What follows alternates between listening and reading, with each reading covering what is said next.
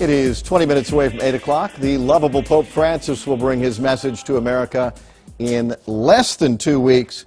Church scholar Father Michael Collins talks about how he has changed the sometimes stodgy institution in such a short time. Author of the book Pope Francis, a photographic portrait of the people's Pope.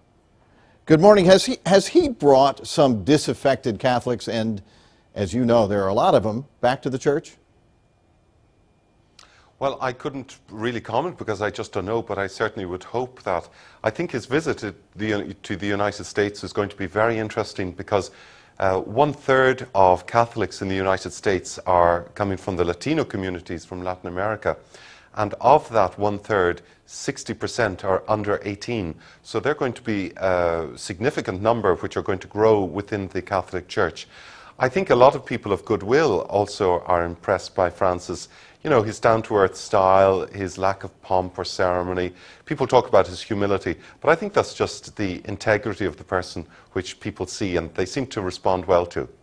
Past popes, when they have talked to, or come to this country, have kind of done a little bit of finger wagging at the liberal bent of the American Catholic Church. Do you expect that same kind of message from Francis? I don't really know. I don't think so. I think since he's been elected over the last 2 years, he's changed the whole atmosphere, the fragrance of the church, if you like, and his whole emphasis on what the church should be and the contribution it should make to society. He memorably made the expression that the church should be like a field hospital. He said there's no point in going out and treating everybody as if they're fine, there's no problems. You've got to be realistic, and you've got to help them where they are. You've got to meet them where they are. So everywhere the Pope goes, he always stops by a local detention center, a prison. He stops by a school, an orphanage, a hostel, maybe a drug rehabilitation center. They're the places he feels at home. That's what he did for the 18 years when he was bishop in Buenos Aires, and an enormous diocese with huge social problems. That's what he did, and he's just continuing that on as Pope.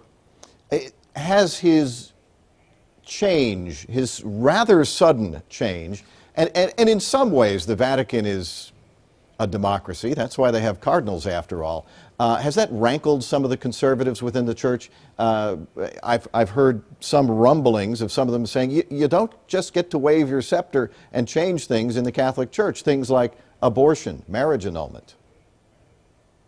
Well, that's very true, actually. He made that very point himself early on in his pontificate. He said, you know, we're talking a lot about contraception, abortion, homosexuality, etc., but that's not the whole picture. The Christian message can't be just brought down into these issues, central as they are.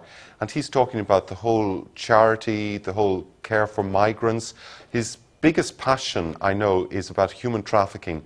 He's really concerned about this industry, which is worth about $36 billion per annum to the pirates, to the unscrupulous people who are exploiting their fellow humans. And this is what gives Francis energy. This is what really makes him boil with rage when he sees this going on, the way we treat people. And that's why he's really put his shoulder to the stone, if you like. He wants to address this whole issue. He wants to talk about the way people are being abused throughout the world. So it's a much wider picture. And I think he's appealing to people really by the way he lives, by his message, by his enormous, I think, emphasis on compassion, on mercy. They're the big things that he's strong on. Father Michael Collins, thanks very much. We have a link to the book, some amazing photographs of Pope Francis in there. We have a link on fox4news.com. Thank you so much.